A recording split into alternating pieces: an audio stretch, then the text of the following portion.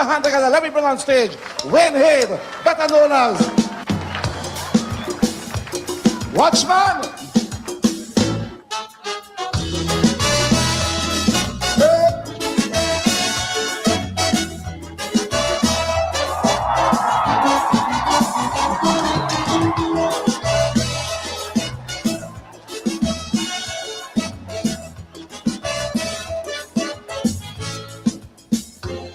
I'm an African, I'm a West Indian, I'm a Trinbagonian. Yes, all these things are true. But I'm a working man, a Calypsonian, I'm your fellow human. Yes, I am one of you. But every time I ask you to choose your people, you start using color and class one time. But as a man who knows how it is to struggle, let me tell you how I choose mine. Like if a man could sell on the highway all day just to try and live honestly, and would break his back in a quarry for small pay. Anytime he wants, he can walk with me. But if you call yourself a top lawyer, but go to court and lie to try to save a drug pusher, if Dolce the money make you fat while your conscience grows small, you're a leech and you're not my people at all. Rise up, my people, let the world know you are alive. Let them see that despite all struggle, my people are bound to survive.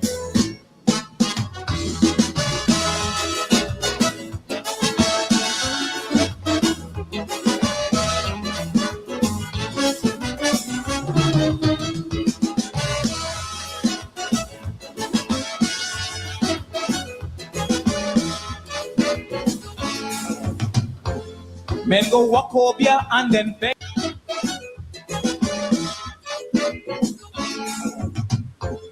Men go walk over here and then beg.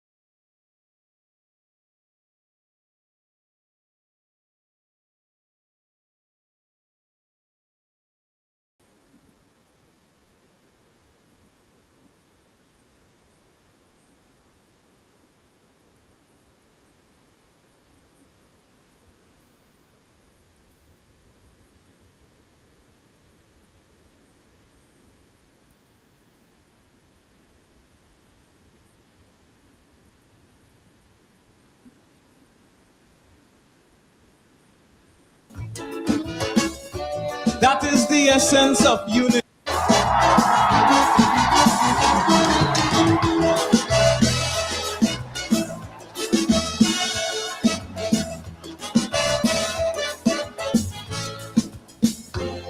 I'm an African, I'm a West Indian, I'm a Trinbagonian. Yes, all these things are true. But I'm a working man, a Calypsonian, I'm your fellow human. Yes, I am one of you. But every time I ask you to choose your people, you start using color and class one time. But as a man who knows how it is to struggle, let me tell you how I choose mine. Like if a man could sell on the highway all day just to try and live honestly, and would break it back in a quarry for small pay. Anytime he wants, he can walk with me. But if you call yourself a top lawyer, but go to court and lie to try to save a drug pusher, if Dolce the money make you fat while your conscience grows small, you're a leech and you're not my people at all. Rise up, my people, let the world know you are alive. Let them see that despite all struggle, my people are bound to survive.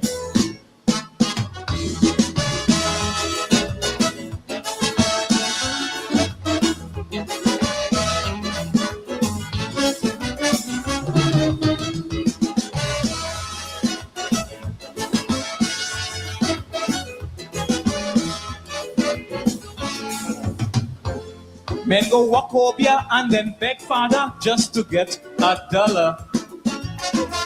Yes, we want to be rich. We don't have money, but we'll play lottery because we think we're lucky.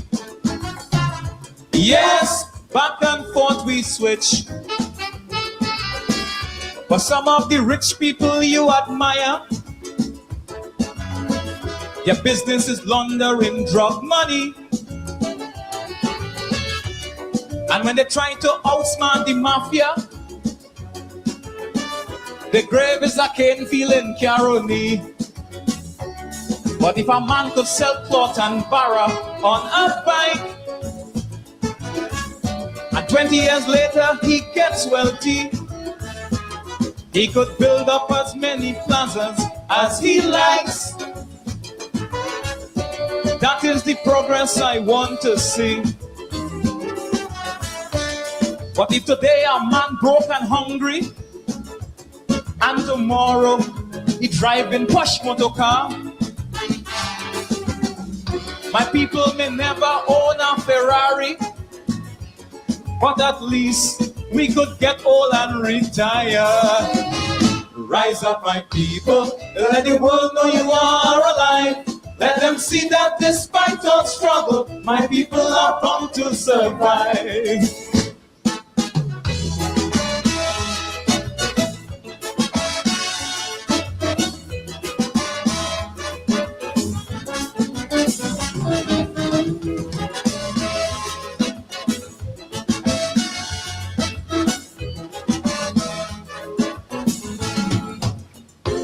There are autocrats playing Democrats to control you peewats.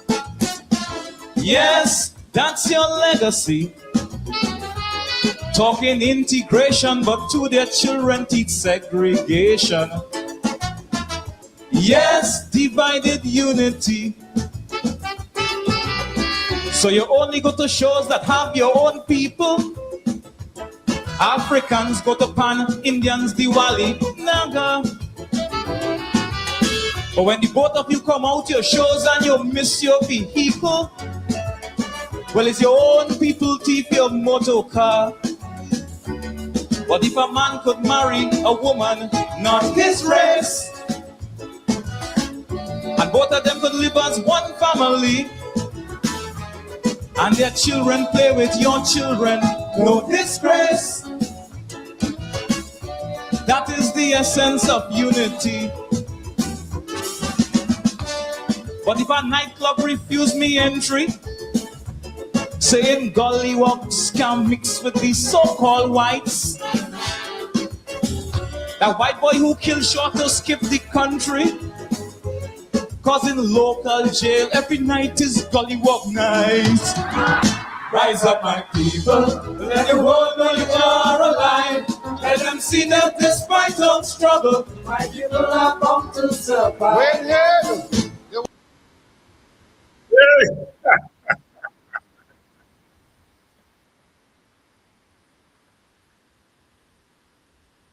Hey.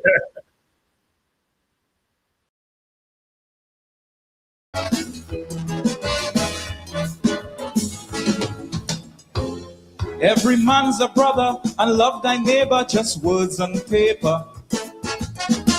Yes, we pay lip service.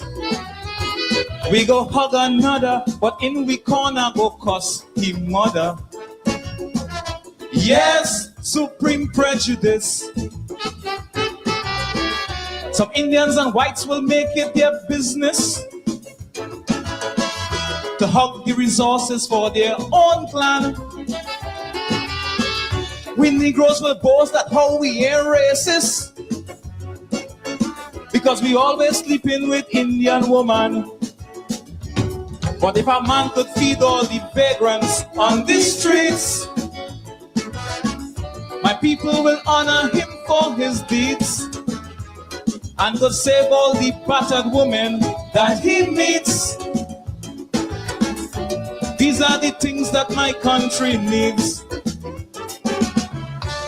But if a man call himself a pundit and have a newspaper, he says to protect the poor, but only poor naked women inside it. When that pervert dead, they should bring him back as a whore.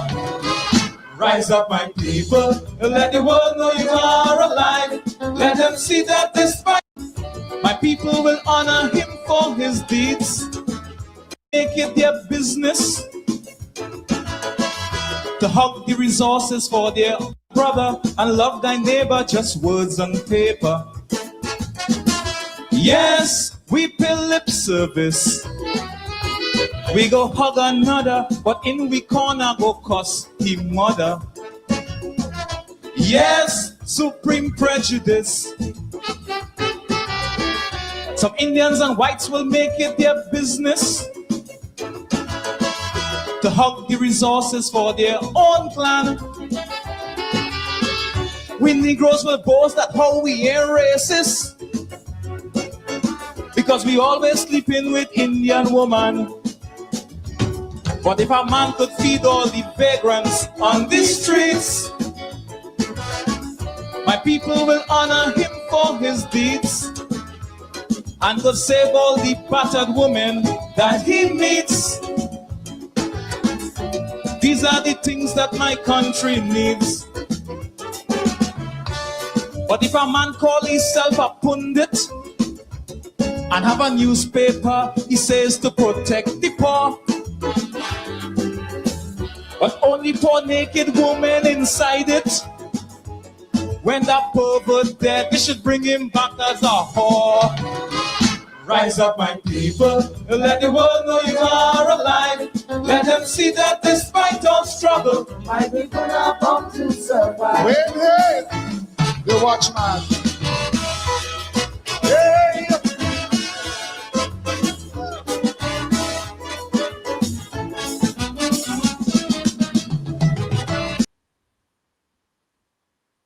Windhead, the watchman. They call him in Trinidad the man who was attacked with full force. You heard it there. We need some of that kind of political commentary in Guyana. You know, we the wang, backball thing is good, but we need some of that truth. Some of that truth. We're going to hear some truth tonight because we have an all-star team. Paul Slowe, Robin Simon, and Dexter Todd is expected to join us at some point, and we are going to be talking some truth tonight. We started to cover the death, the mysterious death of a young man from Haslington, that village again, Haslington, Golden Grove, Nabaklis. I call it one village because there's one tribe. Although the Haslington people gonna say, nah, me not a Golden Grove here, and the Bucklish people at Nabaklis gonna take. But it's one. That village again, young man arrested for an alleged misdeed last Friday. And on Tuesday morning, his mother turned up and she was directed to the hospital, where after 3 hours, she got to see him, a dead man. There was the postmortem today and some revelations there. Dr. Todd was there this morning. Sister Robin was there this morning. And as you know, the policeman is always on top of these matters, Paul Slowe. We haven't had him on for a long time, but we always save him when we need him most. So we're going to have a police tonight. We're going to have a lawyer, and we're going to have a mother, a villager. I was there in Haslington on Tuesday along with attorney Ronald Daniels, and I got to meet the mother again. She reminded me that I met her 3 years ago during the Quindon Bacchus protest. And so I wanted to have the mother perspective tonight. And that's why I invited Sister Robin, because she's not just a mother, but she's an activist mother. And she's an activist, a village activist first and foremost. She will tell you that. She's in national politics, national figure, and things. So I expected Simona Brooms, but I didn't manage to get hold of her. But I think we have quite an adequate team here tonight. And so we are going to talk about that development. You know, I gave you a mouthful. I gave you all a mouthful on Tuesday night. And as you would have seen circulating on my pages, and so Black lives are on the siege. I hear all kind of story and so on about what could have happened. But we are going to get our people who know more about this kind of story than we mere mortals. So, as I said, Paul Slowe is here, and Sister Robin is already here, pad up, and they're going to open the baton. And Attorney Dexter Todd will join us a little bit later. So let's start the ball rolling and get our guest in. Good evening, Sister Robin. Good evening, Brother Paul Slowe. It's been a long time since I've had the two of you on Politics 101. So welcome back. Good evening, Dr. Hines. Good evening, viewers. Sister Robin, are you hearing us? Yes. Good evening, Dr. Hines. Good evening, viewers. Good evening, Mr. Slowe. Good evening, Robin. Robin, let me start with you, because if we're talking about the ground, you were on the ground. You were there, the first activist to be there on the ground. And I rather suspect this young man, Jordan Payne, is known to you. So let's get the home perspective.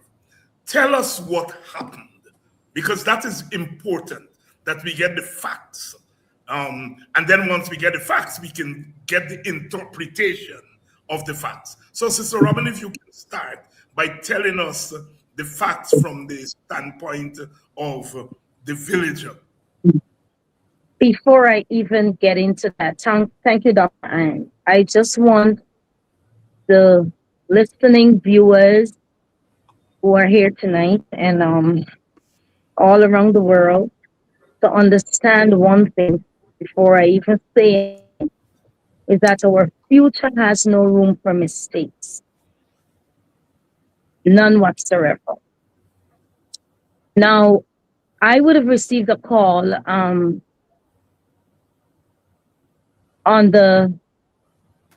Tuesday morning that we have a problem in our village. Those were the exact words. And I was like, what problem we have in the village? What is it? you need to come to the hospital. And I got to the hospital. I did not know what I was going to. Somebody died. I was not really familiar with the case, not until I got there.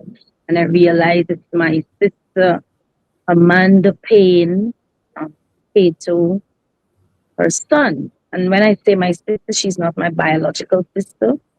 But because we all grew up in this same community, a very small village, we all a stone throw away from each other. The village by the name of Haslington, first it was called Little Garden with Bitter Weeds, and then they started calling it Little Columbia. We're all known to each other. When I did get to find out what was going on, Jaja Otis was arrested on Friday for DV, domestic violence.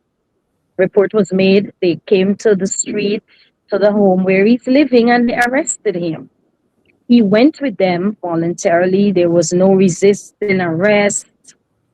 And he was taken to the station, but on his way, there was a little talking up because he reached out to the brother right there and then, and he said, they hit me, they gun butt me, they knocked me. That was in the vehicle. So there was a little talking. So Friday night he was there. The parents visited Saturday.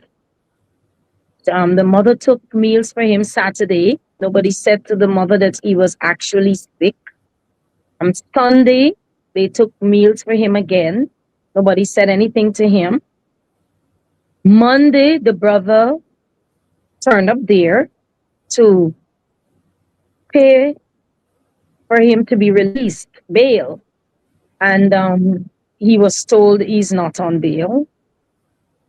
Tuesday morning, the mother received a call that he is at the hospital, but she know he is at the station, so she did not actually believe. So she went to the station about 9 something, and then it's when this mother, my sister, your daughter, is gonna find out that he is at the morgue he's at the morgue in Enmore Hospital, Enmore Regional Hospital.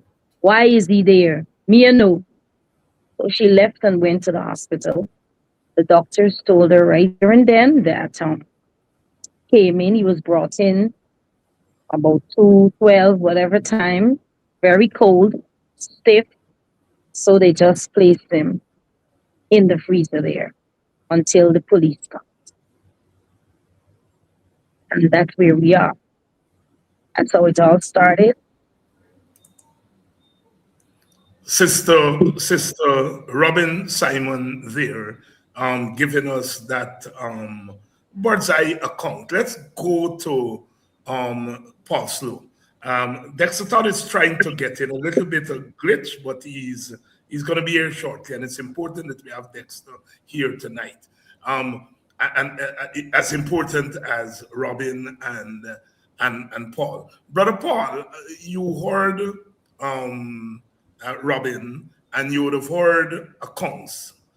But when you first heard of this case, tell us as a police, and I want to stress that because you're not anti-police. You make that very clear, always that you're a police. When you first heard of this case, what were your immediate questions? Well, thank you, Dr. Hines. I was Tuesday morning.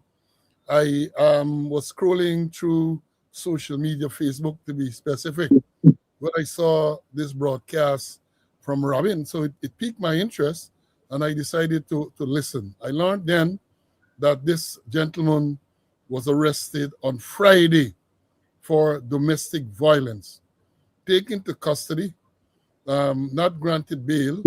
And then they said that he died. He was taken to the hospital sometime Monday or sometime then, taken back to the police station, kept in custody, and then died sometime Monday night or Tuesday. Now, the first thing that came to, I started to question, why was he arrested and kept in custody? They said he's alleged to have committed domestic violence, and therefore a report was made, which is all well and good. But I asked the question immediately whether the person who made the report had given a statement to the police in relation to that allegation. And I also wanted to know, from a police perspective, whether the young lady was taken to get medical treatment. And I said this because, according to police procedures, the police would not have had the authority to arrest this gentleman based solely on a report that was made in this particular case. They ought to have taken a statement from her. They ought to have ensured that she received medical attention so they get a medical certificate. And again, the statement would have been critical, because without the statement, you would not, in this particular case, you would not have had the authority to arrest. So red flags started to go up. Then when I learned of they said that the gentleman died in police custody, I started to do the calculations. I'm not sure what time on Friday he was arrested, but I guess we all know that the police have no authority to keep someone in custody for more than 72 hours. If it becomes necessary for a person to be kept in custody for more than 72 hours, they have to go to the court. They have to go to the High Court. The High Court has to give such an order. So I wanted to know why this man was there till Tuesday night, till Monday night. Bearing in mind, I said I did not know what exact time he was arrested. So therefore, I am not sure if the 72 hours would have elapsed. But that is a question that came to my mind almost immediately. Why was he there? And then let me say this before I go any further. Again, I wanted to be fair to the people. I said, well, you know, people were complaining, why was he kept in custody? First of all, as I've said, I'm not sure that they had the authority to arrest him, because without a statement from the complainant, in this particular case, there are cases, given the circumstances, you can arrest without a statement. Because if the case that the offense is continuing, let's say somebody beaten up, look, somebody can report, somebody's being beaten, somebody is being raped, some house is being set on fire. You can't wait to take a statement from the complainant before you act. You act. But in this particular case, where this young lady is reported that she was assaulted, you ought to have taken a statement from her, and depending on, again, you might have wanted to take her to the hospital to get a medical certificate. So I was questioning why he was there. And let me say this. Given the nature of the allegation that she was assaulted by this person, the police might have had justification for keeping him in custody initially. Because you don't want to have a report made of an assault, and then immediately you release the person, and then they go and continue, and then they can go to continue the assault. So initially, as I've said, they might have had justification for keeping him in custody, but you can't keep him in custody for more than 72 hours. And then the fact that he was arrested on a Friday, all right, you keep him over the weekend. He should have been placed before the court first thing Monday morning. I understand that court is not kept at Cove and John on Mondays, but take him to vigilance at some place. Why keep him in custody in violation of the law? So those are some of the questions that came to mind immediately. Paul Slowe here tonight, giving his initial take on the Jordan Payne case. Since then, since Tuesday, there have been some developments. My understanding is the postmortem should have taken place on Wednesday, but the pathologists decided not to go ahead with the postmortem because he did not have enough information from the doctor who apparently was on duty when Mr. Payne was taken to the hospital. And then we had 2 officers being placed in close arrest. And then the postmortem today. Sister Robin, walk us from Tuesday to today. Is my account there accurate? She's muted. She's muted. You're muted. You want to unmute yourself. Your account is accurate.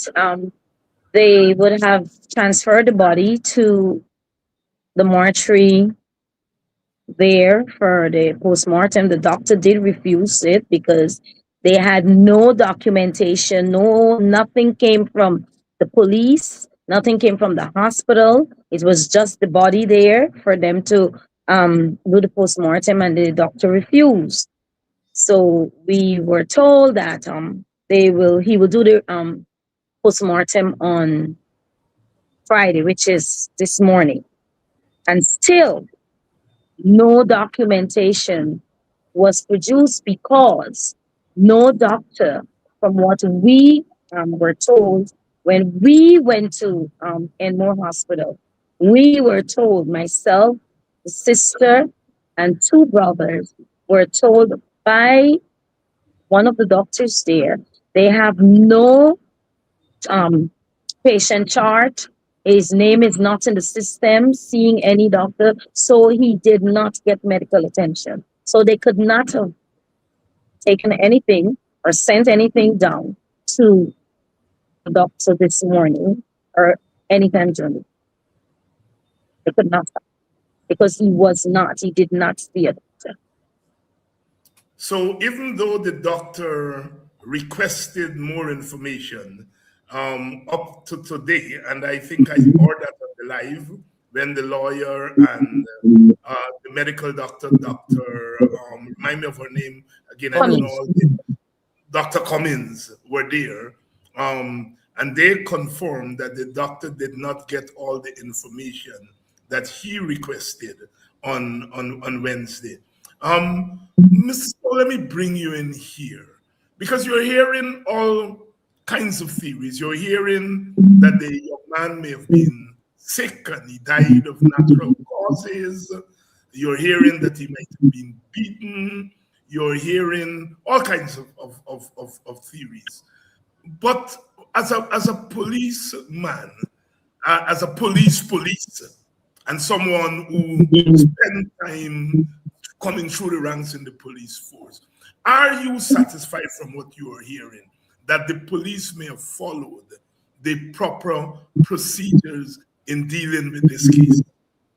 Well, let me deal with the question about the postmortem, because I understand that he was taken there on Wednesday. He was taken for the postmortem, and they say the doctor requested documents, but I'm sure that the police would have turned up with the coroner's order, because you cannot go. I can't imagine the police would have gone to have a postmortem examination done without the coroner's order. They go with a document, fill out name, information, all these things would have been there. It's impossible for them to, well, I shouldn't say impossible. It's hardly likely that they would have turned up for a PM without that document. My understanding is what the pathologist wanted, Dr. Nielsen, he wanted the record of him being taken to the hospital Monday or whenever to see what was the complaint, maybe what treatment he was, and that was not, they weren't able to provide that.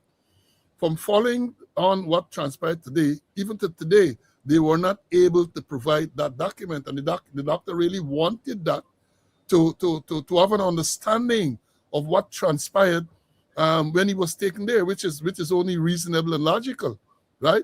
Now, the whole story is, and I'm sure Dr. Todd will tell you, because this was discussed at length in the Adriana Young's case. The doctor gave the cause of death, right? Rupture, stomach, and all that. That was the cause of death. They have to now determine the manner of death. What the manner? Because the cause is this medical thing, right? But what led to the death? What is the manner? And that is what is important. That is why I said today that many questions were raised following the postmortem examination, because I asked the question, and this is something that the doctor perhaps would have been able to explain, whether this occurrence would have been natural, whether he just given what he had, this ulcer, whether this thing would have just ruptured just like that and then poisoned him more or less and he died, or whether a blow or something could have caused this thing to rupture and that will go towards the manner of death. That has to be investigated. So again, the fact that it is alleged that he was assaulted, I heard his brother saying that he was assaulted. He said he saw that. And I was very critical in my comment about the action of the police when the brother made that statement. Because, as I said, from the time the brother made that statement, a statement should have been taken from him. Don't tell him, well, you'll come back later. I will take a statement, because he's saying that he saw with his own eyes. He called the name of the policeman he saw. And then the next thing I wanted to find out, they said the 2 policemen were under close arrest. Why were they under close arrest? Were they the ones against whom the allegation was made? They are not saying these things. And that is a cause of concern. Because I'm saying this too. Let me say this. Let's assume, for argument's sake, that this young man was sick. He had this ulcer, and he would have died because of the ulcer. Let me assume that there was no blow or so which caused this thing to be ruptured. I am saying, given the fact that he was arrested on Friday, he should not have died in police custody. Full stop. He should not have died in police custody. Right? If it is that he had to die from whatever sickness he had, he should have died somewhere else. Because if the police had done what they were supposed to do, he would have been either put on bail or he would have been placed before the court Monday, before the expiration of the 72 hours. And I'm hearing that people say, oh, the young lady said that she did not want, at some stage, she did not want to pursue with the police matter. Now, let me say this. Once a statement was taken from her, and the statement had alleged and identified the offense, whether she want, and this used to be the protocol in domestic violence, whether she want to continue or not, charge the man, put the man before the court, and let her go to the magistrate and tell the magistrate that she does not wish for the matter to continue. That is how the police should operate. Clear yourself, because if you don't do that, all type of allegations are going to be made, right? So the man, again, I say this. If it is that he had this ulcer, and let me say because of the ulcer, he would have died when he died, he should not have died in police custody. He should have been sent away, either placed before the court or sent on bail. Yeah, Sister Robin, I'm coming to you. Dr. Todd is trying his best to come in, and for some technical reason, he's not getting on. But he's trying, and hopefully he may be able to get on before we close. But even if he does not get on tonight, we are going to have him on, even if I have to do a special program over the weekend. But before I come back to you, Sister Robin, I want to pursue what you just said there, Mr. Slowe, and that is, if you were the policeman and somebody's arrested and they inform you that they're unwell, what does the police do in such circumstances? Because you just said there that man should have died elsewhere, not in police custody, if in fact you're saying that he died from this illness. Yes, go ahead. The standing order is clear, absolutely clear. I'm not sure what number it is. They talk about the care and custody of prisoner. If a person in police custody complains of feeling unwell, he or she should be taken to get medical attention immediately. Police are not doctors. You're not a doctor. It's not you for determine whether he's feigning illness or whether he's bluffing or what. Take him to the doctor. And we understand that this was done at some stage. he was taken to the doctor. I said today, and I'm repeating it for emphasis, that this investigation, if a proper investigation should be done, then it would involve investigating what transpired when he was taken to the hospital. What treatment did he receive? On what basis was he returned to the police? Was he given any type of medication? Because I am told, I'm no medical doctor, but I'm told that if this man had this ulcer, there ought to have been symptoms, right? I don't believe, again, I'm not a medical doctor, but I can't believe a man have this serious injury which will cause him to die within 24 hours and there are no signs. I suspect there would have been telltale signs which should have been observed if this man was properly examined. So I'm saying that requires some type of investigation too. I don't know who's going to do that. They told us that the Office of Professional Responsibility of the police investigating. I believe that they are only mandated to investigate the police aspect. And even that, because the Office of Professional Responsibility ought not to be investigating the death of a person in police custody. That is the role for the Criminal Investigations Department. Office of Professional Responsibility was never set up for this type of thing. This too bring another issue. This requires the involvement of the Police Complaints Authority by law. But there's no Police Complaints Authority. The last Police Complaints Authority, retired Justice Ramlal, died some time ago, and therefore there's no. So it's a whole set of things to be examined in this matter. You're muted, Doctor. As the Christians would say, God is good because Dr. Todd has made it on. And Sister Robin, I'm going to ask your permission again to put you on hold for just another minute while I get Dr. Todd in, because Dr. Todd is an attorney. Yes, he's an attorney. He's a former policeman, but he has a particular expertise, as we noted during the Adriana Young case. He understands this pathology story and so on and so forth. So we have him wearing about 3 hats here tonight. So Robin, I owe you. Well, Dr. Hines, let me just say this before Dr. Todd is brought in. I suspect he would have had issues joining because there is a danger of having these Margot Pelters, you know. You can't.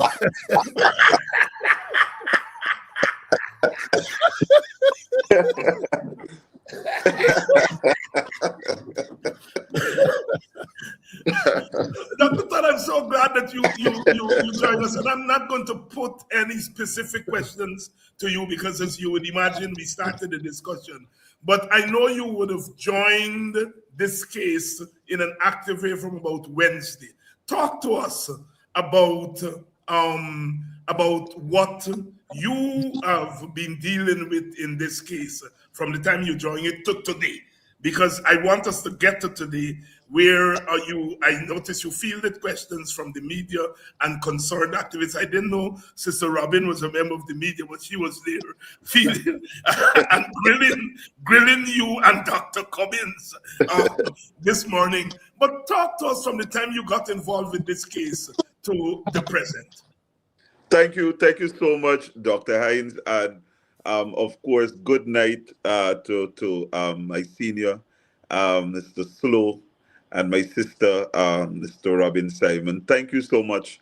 I've been tuning in, even though I've been trying to get in, Dr. Hines. So I have been following, and both of the presentations so far, are right on point. When I joined this matter to give some form of support and representation along with my brother Ronald Daniels, we intervened at a stage where we spoke with the commander and had a clear understanding as to where the investigation was going to be headed. The First of all, they attempted to do the autopsy on Monday, and Dr. Neil Singh refused to perform that autopsy because he believed that the history of this young man was not on paper, and you could not perform an autopsy and you don't have certain basic information. This is not an information in which there was an accident, there was a shooting, there was etc., and the police picked up a body. The fact scenario was one in which some doctor pronounced him dead at a hospital, and so all of that needed to be formed part of a statement or what we call a short facts, so that when the pathologist is going through, the pathologist has enough information. And sometimes we don't understand that a pathologist's responsibility is to support or to investigate cause of death, not manner of death. It's the police's role to investigate manner of death. So the pathologist's role is to just identify whatever he sees. If he sees a number of complications in terms of if he sees signs on the body which it's in support of marks of violence, he goes into the body, he checks the organs, etc., and he finds things, he is going to document whatever he finds. Now, and that is why I had to say, I think I did in a post earlier tonight, that the pathologist's findings is in no way removing any form of criminal liability. It is for the police to investigate this matter and investigate so widely and thoroughly to determine the manner of death.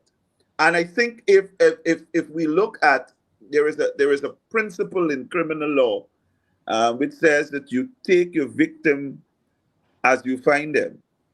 So if you have a man who is sickly and you compounded that condition by some form of unlawful act, you take your victim as you find them. That principle runs throughout the criminal liability that we use in our criminal law. But I want to say that the police, they have with them statements which support some form of assault which was committed on the deceased. And I think that if the police believe that the family will not allow them to or would be comfortable with them closing this investigation because they had certain preliminary pronouncement, I think they have another thing coming, because there is enough to conduct a criminal investigation and move this matter for legal advice to the Office of the Director of Public Prosecutions. I was so glad that our senior Mr. Slowe highlighted procedurally who should be responsible for this investigation. But I know that the police force, they have become very comfortable with the fact, soon as they hear that there is a policeman who is involved in any type of allegations, OPR. Everything is OPR. And they never go back to look at the nature of the complaint and properly recognize that it's a criminal investigation. If they're following Mr. Slowe's teaching, he has been repeatedly giving them guidance in relation to how it's done. There is no Office of Professional Responsibility where you're dealing with a criminal investigation. So by virtue of the fact that they have it at OPR, we have to ask ourselves whether they are looking at a criminal investigation, which they of course it's supposed to be at a different department or at a different level. So I think what we did, Dr. Cummins and I were there to observe the autopsy today, performed by Dr. Neol Singh.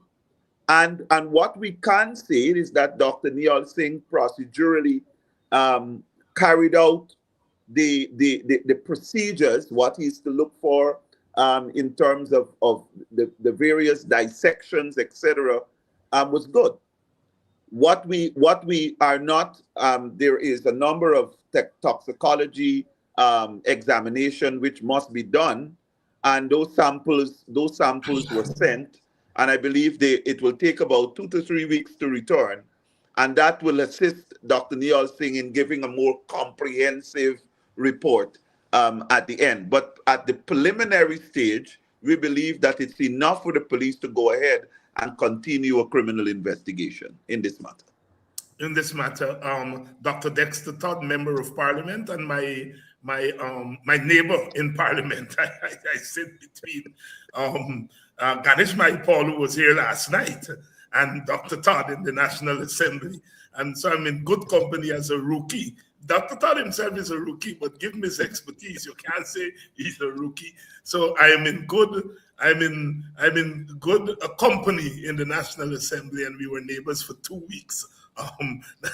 As the people say, night and day.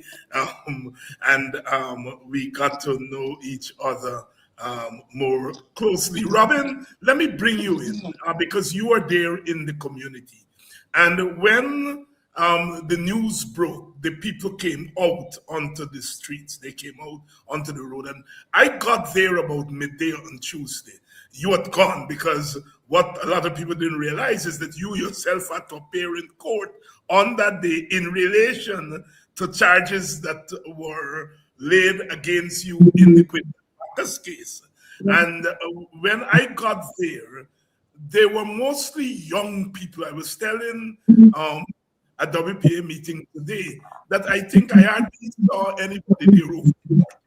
They were mostly young people out there, and they were very animated. I was blown away by the sense of inquisitiveness from them. They were asking questions. I understand they tried to block the road earlier in the day and so on, and the police came quickly. But although they were animated, they were asking very intelligent questions. And it was not until I left the scene that I realized that these people are veterans because they had gone through the Quinton Bacchus incident. So they have a sense of these things, and hence the questions they were asking. Give us a sense of what is happening in the village. What are people doing? What are people saying?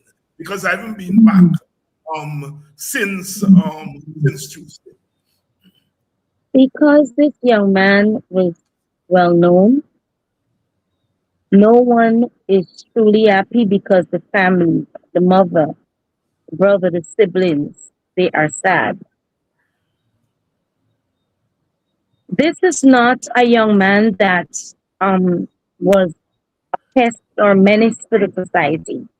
So everyone here, we're out there every night. People are coming, people are greeting you. You still have to explain to the youth because they're still asking certain questions. We came back from the hospital today, and in fact, they would have asked so many questions today because it's like they just cannot understand how a friend, a brother, a comedian, someone who is very loving, although we know that he has a mouth on him, can just pass just like that, and they're not getting the answers they need. They're not satisfied. I can surely say they are not satisfied, but we had to explain to them, and Dr. Todd will be coming up to shine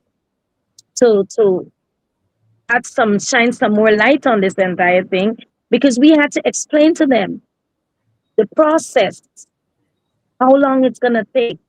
We had to come out and just talk to them because I'm telling you tonight, my brothers and sisters, Had it not been for the fact that I am here with this family, I do not know what would have been happening tonight. Tuesday was just a little blow to the community. But I am saying, had I not been here, that Dr. Todd, Mr. Daniels, you, Dr. Hines, I don't know what would have been happening in Haslington. But currently, the village is thrown into mourning. We are disappointed. I do not know if a relationship would ever be rebuilt with members of the Guyana Police Force and this community. We would have been through so much and we are reliving it right now. We are reliving Quinton Bacchus. This mother is reliving Quinton Bacchus because she would have been there with us. You know, it's hard for us right now in this community. It is very hard. And at some point in time, I think we're going to have counselors in here because this is a young man, and I'm going to repeat myself. He was not a menace. You is somebody you glad to have around you because he is so jovial, although we know that he would not let things pass. But respectful. Good morning, Auntie Robin. What's up? What you doing? I saw him Wednesday. I saw this young man. I saw him Wednesday. He was supposed to do something for me Friday. When I came home, I went to the boys because they're always next door to me. These are young people who they're always at my front yard, in front of the yard. They sit down on the bar top there, or they're next door by my relatives there. I went to the crowd. I asked them there. I said, "Where is Jaja? I have this stuff for him." One of them looked at me, said, "Auntie, Jaja was arrested." And I walk away and I feel away too because I could have gone to the station. I really could have gone to the station to find out what is going on with him. Then next thing you know, he's dead. So we're not going through easy time here. Right now, it takes energy. It takes not even energy. Like I don't even know what to say. It takes a whole lot of talking and talking and talking to his friends, his family, for them to just hold on. Let's wait. Let's give them a chance because they're wild up. My people, my youths, they're wild up. This family is a big family. The whole of Haslington South, 5 streets. Out of those 5 streets, you're going to find the pains, at least 4 streets of the pains. You're going to find them there. So it's a big family. So nothing good is happening to us right now. We don't feel right. We don't feel well. We're not in the right frame of mind. Everything is just, it's just still right now. Everything it's as though a part of us, each and every one of us, mothers, we've lost what is to be. We have lost a very, very, very happy soul. I can attest to what Sister Robin is saying. The couple of hours that I spent there on Tuesday, when I got back to Buxton, I ran into some friends and I said, "Look, let me go and take a drink." Because I'm tired. I feel so burdened and weighted down that we over and over have to go through this kind of thing. But as I was leaving Haslington, Brother Ronald and myself, the senior police officer that was out there was in the company of others who I suspect were plainclothes officers. And he said, "Mr. Daniels, Dr. Hines, I hope you all have left some peace." And I said, "Yes, but peace cannot survive without justice.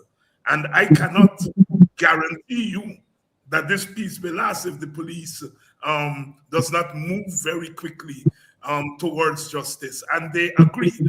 And so, Mr. So I want to come to you now because you've moved from a police officer, to now an activist of a particular kind, a peculiar kind, because you don't normally see law enforcement officers becoming activists.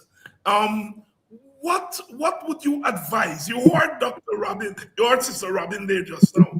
And I felt that when I was there. I felt that when I was there on Tuesday.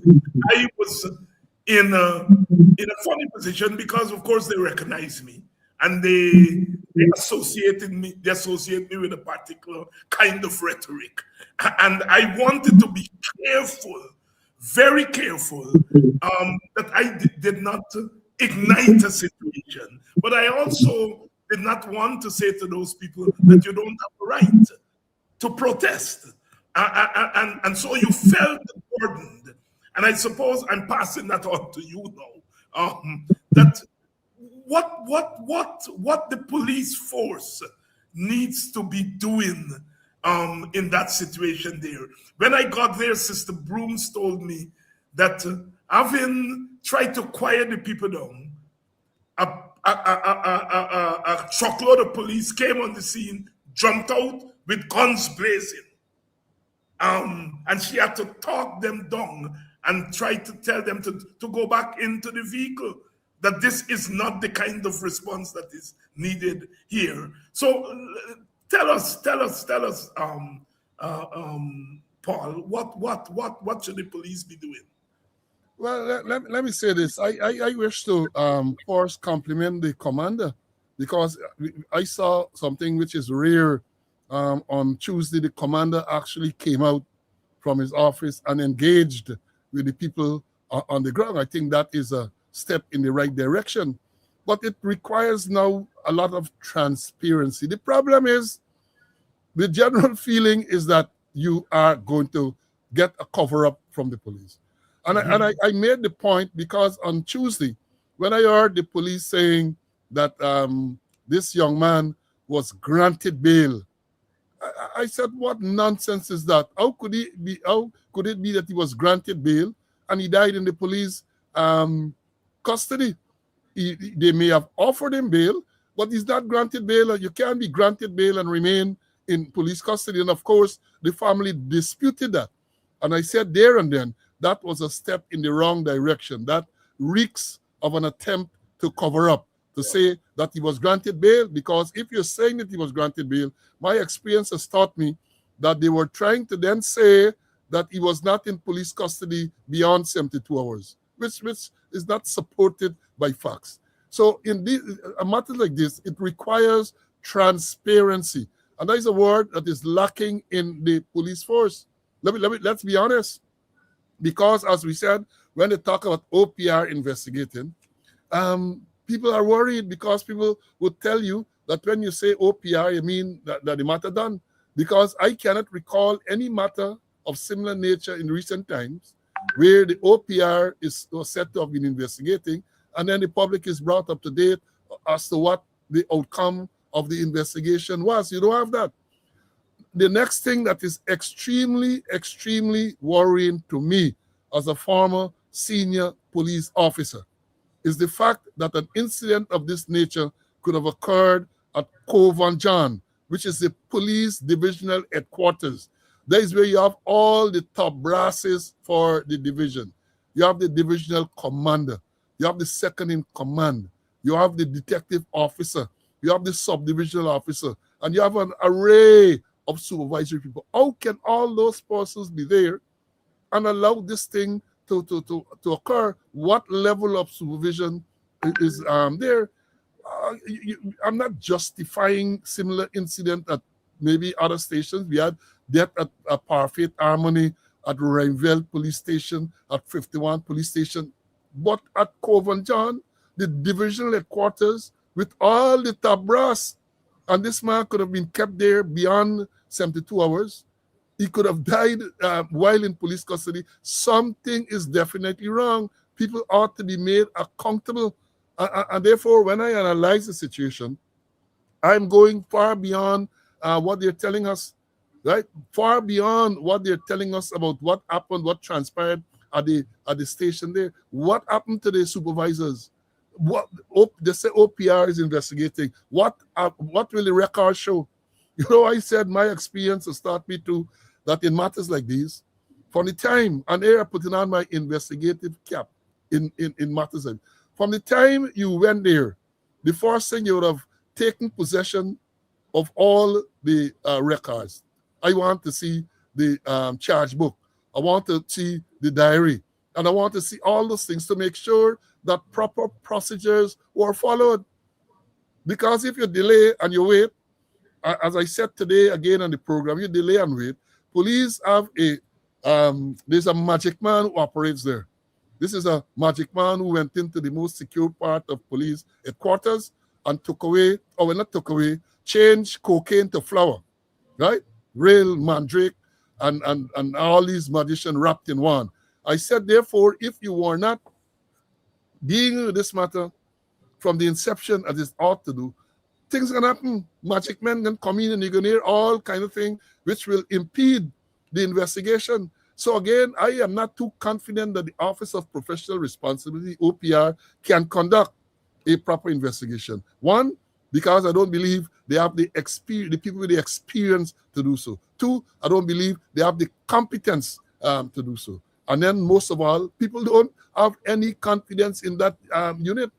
They don't have any, and this is an opportunity for them to come clean and to do a proper, thorough investigation so that the people can be satisfied that proper action is being taken. I say again, if this man had a condition which would have eventually resulted in his death, he should not have died in police custody. I say that without any fear of contradiction. Can't arrest him on Friday and he dies in police custody Monday night, Tuesday, and the police are not to be blamed. Police are responsible for his death. Even if you want to argue that they might not have inflicted injuries which caused the death, the fact that he died in police custody is an indictment on the police forces. It's an indictment of the divisional command. It's an indictment of all those persons. And again, let me end by saying this. They said 2 persons are under close arrest.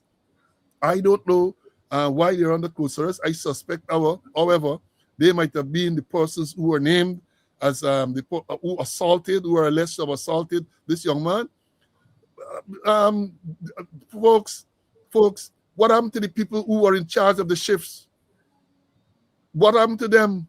Their too should be held and questioned. Their shoes should have been placed under close arrest. You can't tell me that, yes, you're claiming that somebody hit this man and they might have resulted. What happened to the other aspect? What happened to why was he not placed before the court before the expiration of the 72 hours? Did they have a statement from the complainant? If you did not have a statement from the complainant, then you had no legal authority to arrest the man in the first place. All of these things need to be addressed. All of these things need to be addressed, right? And I would normally, let me end this part by saying, I would normally sympathize with the ranks. You know why? Because they are put into these positions without adequate training. And if you put people into position and they're not adequately trained, then you are ultimately responsible. Call it vicarious responsibility, liability, whatever it is. Because if you put people in position and you have not ensured that they are trained in those positions, then when they mess up, you got to bear the responsibility. Mr. Paul Slowe here giving his frank view as he does frank, but informed. Dr. Todd, let me come back to you because as I was listening to Mr. Slowe, I was also reflecting on the fact that you are now a veteran. I remember seeing you in person for the first time at the Quindon Bacchus incident. And so you handled that case. You handled the Adriana Young case, and now you're part of this case. Are there some similar trends that you're seeing? And a follow-up question. Are there lessons from those 2 previous cases that you think could help you in this case? Of course. The trends I'm seeing is that we are faced again, just as Mr. Slowe said, we are faced with a high level of incompetence to thoroughly investigate matters. And I think we believe some of these matters are very simple in terms of how the investigation should be done, that I don't think that we have the ability and the force to understand the complexities of these matters, which requires proper approach and of course proper competence. Since the Quinton Bacchus's matter, I think what we keep seeing is a very high degree of police attempt to cover up, because and you only see the magnitude of incompetence and of course a high level of corruption in this investigation when the matter is actually before the court. Because as you begin to unravel the evidence in the matter, you then recognize, how is it that the police did not investigate A, B, C, D? And why is it that the matter was just sent is as though they believe that because there's an outcry in society and, oh, they're calling for someone to be charged, I'll just give them someone to be charged. Just show it there. And so when the matters are before the court, you recognize that the police could not be serious. When you look at the Quinton Bacchus's matter, the police allowed that matter to go to court against a young man being charged, fully well that at the end of the matter, there is going to be confusion as to which gun was used. So they knew from the beginning that there was trouble in that matter. And so at the end of the day, they could have gone a little further. And that is why we were asking for the clothing of Quinton Bacchus. We were asking, where did the clothing disappear? Because we were calling on the clothes to be analyzed forensically. We were calling on certain things to be put in place way before the matter went to court. But the police had no answers to that. It's as though sending matters before the court in this type of haphazard lack of care manner is a norm for them. When you move to the Adriana Young's matter, you would recognize that they are up to this day, the police still are saying that the investigation is ongoing. Until 2 weeks ago, when we checked, they had not completed all their state. Imagine that. Now, we give them a rest because we believe that, it was coming up to elections. And so I know that they did not want to do a lot of things around election time because this was a hot issue. Now we are gone past of elections. And to this date, nothing has been said. Not even a report from the Director of Public Prosecutions that this matter is going to an inquest. Now, we're asking about the issue of the second autopsy. Second autopsy completed to the stage in which the pathologist is saying, who's an expert, is saying, listen, I am not going to write a full report and come to the conclusion of drowning if I don't have all these questions answered. Because this was an operation of a second review. When we look at the police's investigation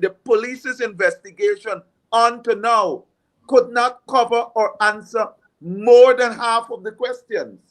For example, tile pattern. No one took not even a tile out from that pool. because so you have a situation where you have no type of conclusion in relation to certain marks seen on the body, because the pathologist is not able to relate that to certain things within the pool. So when the point I am making, when you look at all these cases, the trends that you see is that we have incompetent people, a police force where the investigative arm, the persons are not competent enough to do proper investigations, that at the end of the day, people can really see justice in this country. 90% of the matters which are before the court, which there has been any success in criminal investigation, is where they have allegedly this type of confession statements. The minute you don't have a confession statement in this matter, check the records, it's there. You have serious trouble in truly putting a proper case before the court. And so that is a worrying trend. It tells us that even though we are evolving, even though there's technology and a lot of advancement in forensic science, which can help to properly investigate matters, there is very little use by the Guyana Police Force. And even where they are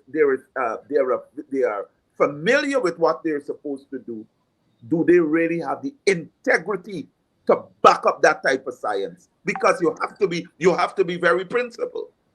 So we have a serious issue, and I support what Mr. Slowe is saying. If they really want to rebuild some form of integrity and credibility with the public, they better do right by this matter. They better do right by this matter, because it's going to further decay. The trust that people will have in the force will further decay. The trust that the people have in the force will further decay. An appropriate description there. Sister Robin, I come back to you. When I was there on Tuesday, I asked, has anyone in authority come? They said the divisional commander was there, nobody up to that time. Higher up, visited with the family and the community. Nobody from the Ministry of Home Affairs visited with the community. And the people there on the ground were telling me, Dr. Hinds, if this incident had occurred in Enmore or one of the PPP strongholds, you would have heard sirens on the public road with all the ministers descending on that community, but nobody has come here. Since then, has anyone visited with the family from the higher up of the force or the Ministry of Home Affairs or the government? Other than, thank you for that question, Dr. Other than the commander, Mr. Stephen, who we all saw on Tuesday, no one has, no one from the ministry, no one, none. The regional chairman, RDC chairman, I was told when I left for court, he came along with the vice chairman. Other than that, no one. And it is the same thing with Quinlan Backers. The Ministry of Human Services, who should be or who is responsible, millions of dollars pumped into that ministry. You don't see these people when certain things happen in certain African communities. We saw them all when the 2 kids drowned, because allegedly the family, they said it's from the PPP. None of our business, not our stalkers, not our monkey. We stood there and we will continue to stand by the people, for the people, with the people. We were there, but all of them turned, because I can say maybe their children. But in this case, same as Quindon, same as the Fudgenays, same as Peters, They do not leave the comfort of their offices or their homes to come to sit with these families and try to give guidance and try to give support, because as a one Guyana government, you would expect them to filter their one Guyana attitude into these areas or when certain things happen in this country. That's what you're there for. You're there as a representative of the people, although you're sitting there by how God knows who we all know when how everything happened. Other than that, they don't care. And it is sad that our African brothers and sisters are always the ones to go through these challenges. And I would put it as an 80% because yes, our Indo brothers and sisters, we do lose lose young people from that race and the Amerindians as well and all of that. But to see something about the Africans and this government, something about the Africans and the need for them to take care of all the citizens, the need for them to be responsible, the need for them to be held accountable, the need for them to come down. It's something hard for them to do. I don't know if it's because we are African indeed or because we black. Because we black. But this is a small country. This community is a small community. From the time you hear the bell cry, people should be here. We were calling on the president to come to Golden Grove when Quindon died. He sat and gave a long speech. We're not going to call on nobody to come. We are going to handle our matters and we are going to let justice will prevail. And I'm praying that it will prevail the right way. But we have all the right people in the right places to handle this for us. We have them and we are going to stand by them in whatever decisions they make. But we are saying enough is enough. I'm all over the globe right now, but I just want you all to understand. Like it's not like I'm tired. It's like you're fed up having to hear how many more. Who next? Fanny We're losing our children. Coming from the sharecropping community in the south of the United States, famously said, I'm sick and tired of being sick and tired. And you can hear that sentiment in the voice of this mother, both a mother of a child or children, but a mother of a community. As I said, the burden is on our shoulders, those of us who have been caretakers, if you will, of the community, this part of our national community. Sister Robin, you and I stood, is it 4 years ago, the Quindon Backers? 4 years, no? 2022. Yes, 4 years. We stood when the Prime Minister came on the market. You remember? And he said, this will not happen again. This will not happen again. 4 years later, we are dealing, as Dr. Todd said, with the same issues, the same questions, the same attempts at cover up, the same hands-off officialdom. How many more? Not just how many more bodies, but how many more of these incidents can a small society like ours endure? Mr. Paul Slowe, you know, I hope one day our country can thank you for the kind of work that you. Young lady told me at the light of Buxton that she listens religiously to your program, she watches religiously, and she says, you know, David, I don't frighten police no more. Because of Paul Slowe and his show, I've come to believe that policemen and women are humans. And so the way in which you have helped to humanize the police force. I think that is invaluable. But it doesn't take away from the fact that the institution remains a problem. I say all the time, I don't have problems with police in Guyana. The police, one night I think 12:30, I was on the road buying a burger, and the police patrol came up. They came to look for burger too. They said, Dr. Hines, what are you doing on the road at this hour? You know, Malik, you should not be out here by yourself and thing. And they tell me to wait, and they escorted me home. And so I'm saying that we are not anti-police. I am not anti-police. Some of these are youngsters that I taught in this village. Their family. But it is at the institutional level that the problem is.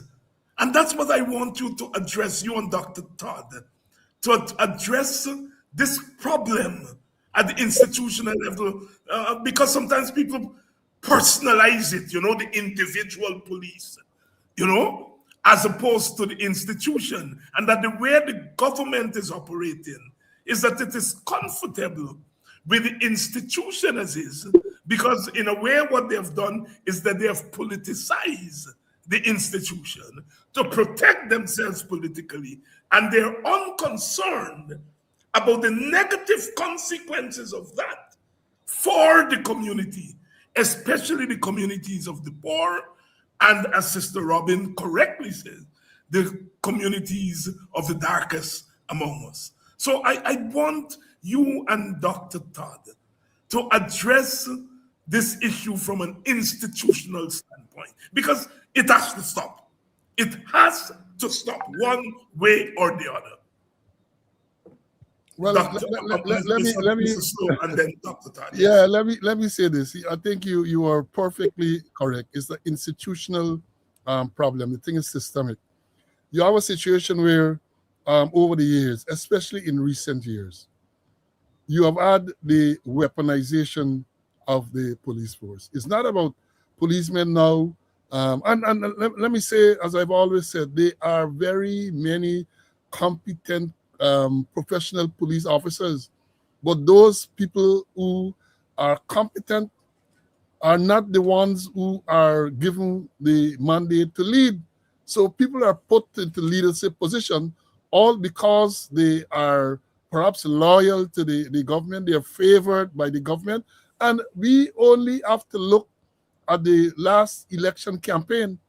You saw policemen, senior and other policemen, dressed in PPP party uniform at rallies, and say what you want to say. Back in the day of Bornham, and that never happened, even though people suspect that you had an allegiance, or you would never be that bold to wear any political party colors.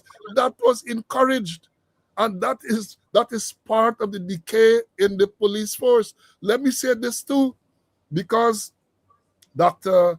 Todd made a very interesting point when he spoke about matters going before the court, and unless you have a CS, which is a confession statement, and think most of these matters go down the drain. I just want to let you and the viewers and everybody know of some of the layers in the system, the filters, because a matter, any one of these matters, criminal matter, don't end up in court just like that. The CID, people will investigate. There's, in all of the divisions, there's a CID officer who should make sure that these files are reviewed and things are in order. Then after the CID officer, there's a divisional commander to whom the file and the statements will go. He has a responsibility to look. He ought to be able then to detect if he's competent.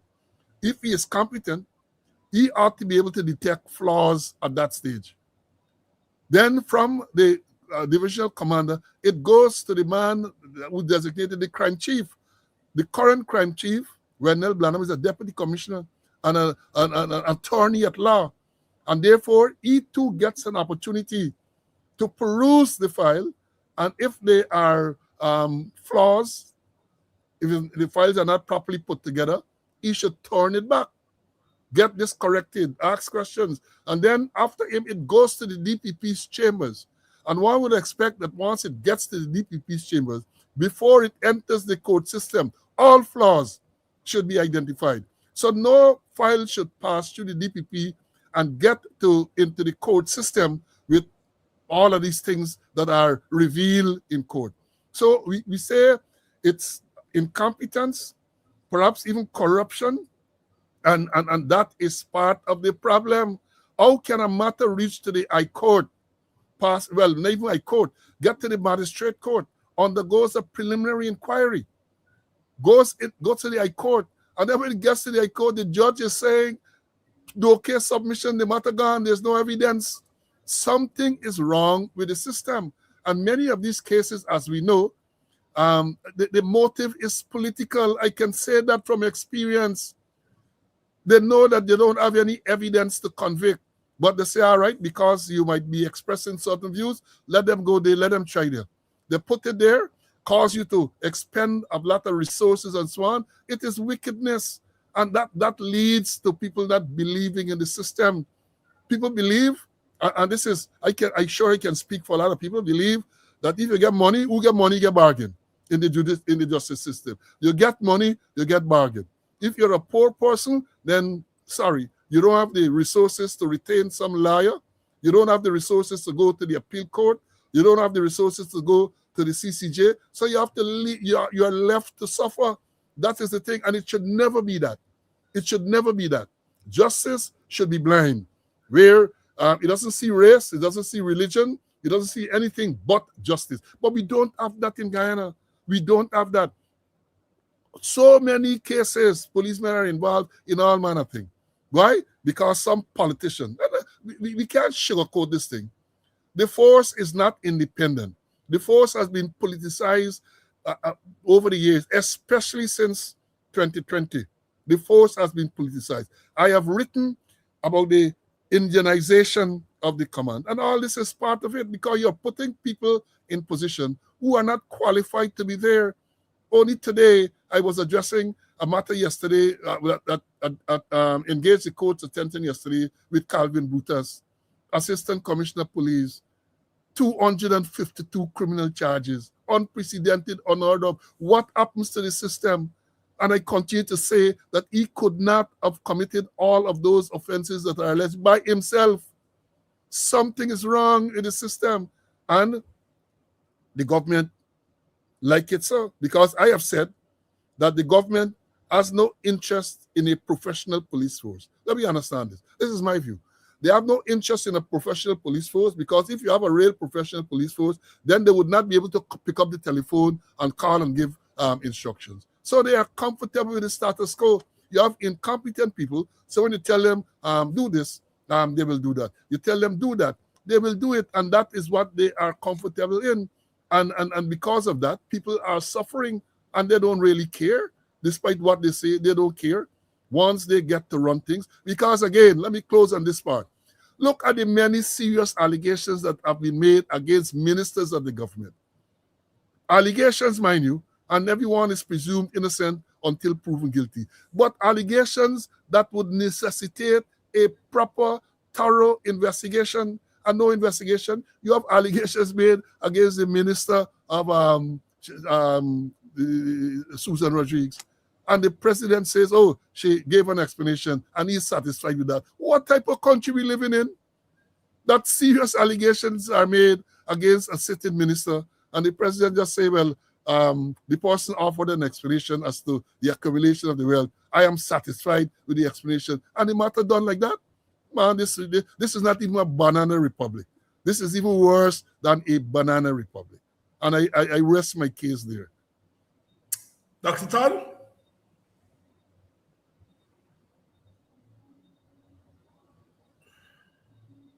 I think you have to unmute. Can you hear me? Yes, I'm hearing you now.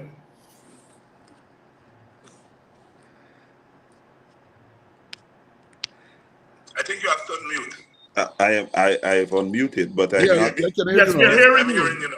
We are hearing you. All right, I'm using another device. Yes, I am fully in support of what I think you have to unmute.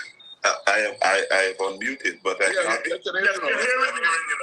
We are hearing you. All right, I'm using another device. Yes, I am full in support of what I Just turn one on. All right, I'm using another device. Yes, I am full in support of what. Just Hello? turn one on. All right, I'm using another device. Yes, I am full in support of what.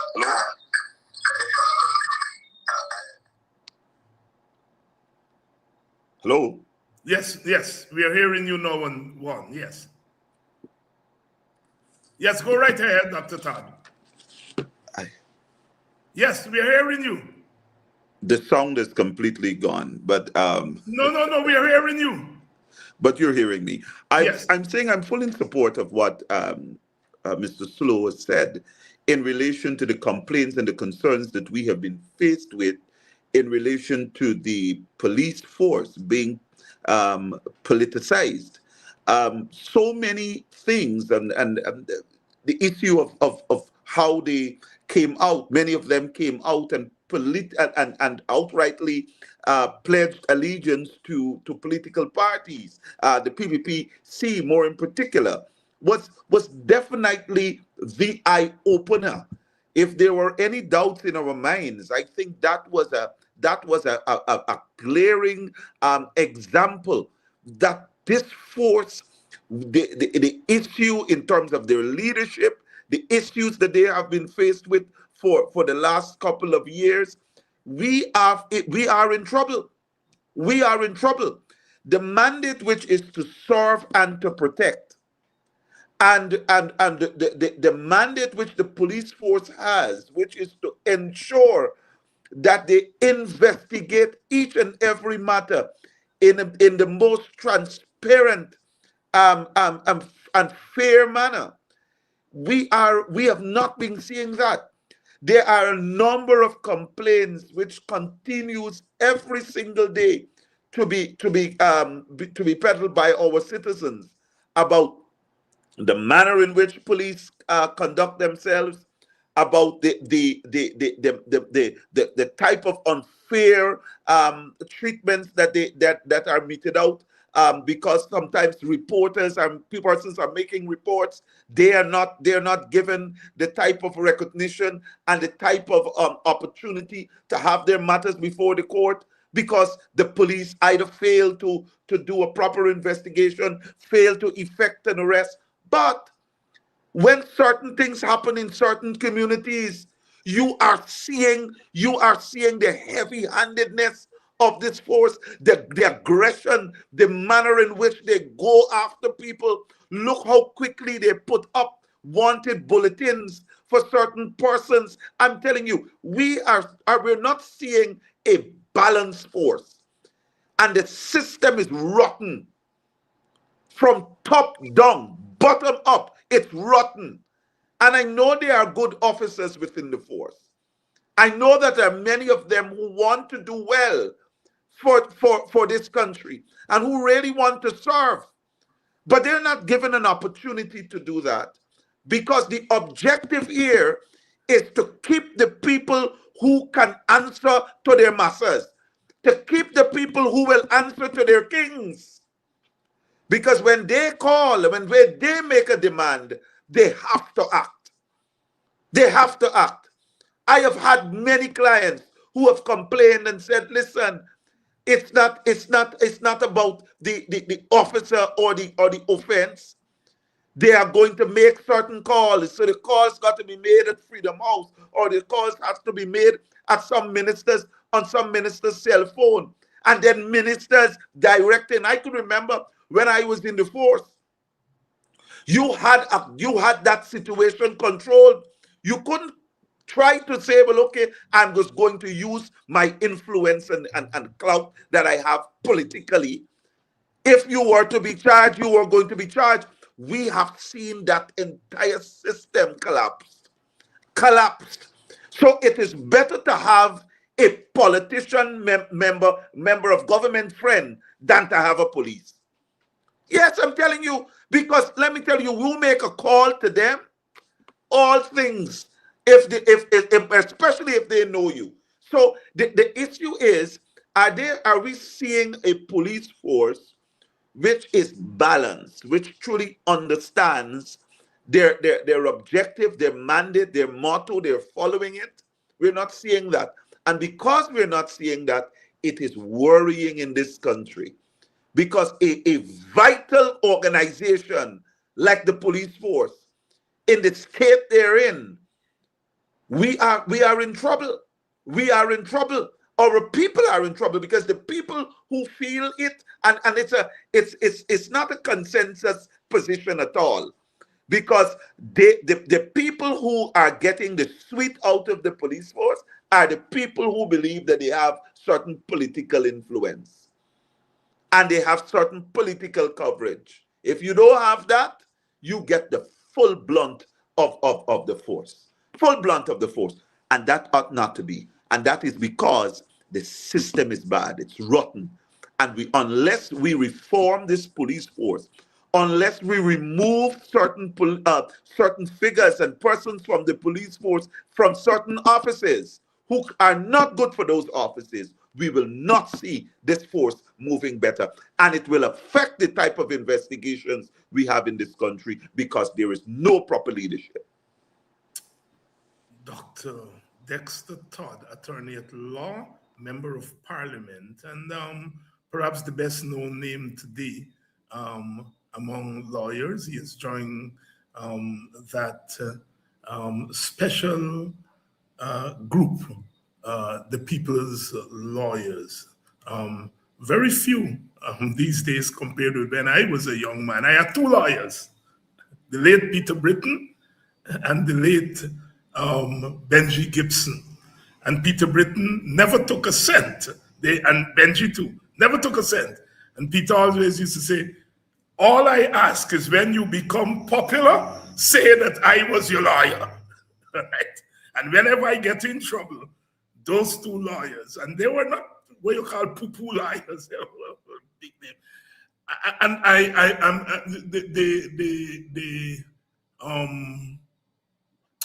have to say these days that that group has shrunk, and it's good when lawyers like Dexter Todd can join that group and do all this kind of pro bono work, defending the defenseless, the poor and the powerless. And God knows our people need so much defense in this atmosphere today. Sister Robin, you have the last say. Talk to us.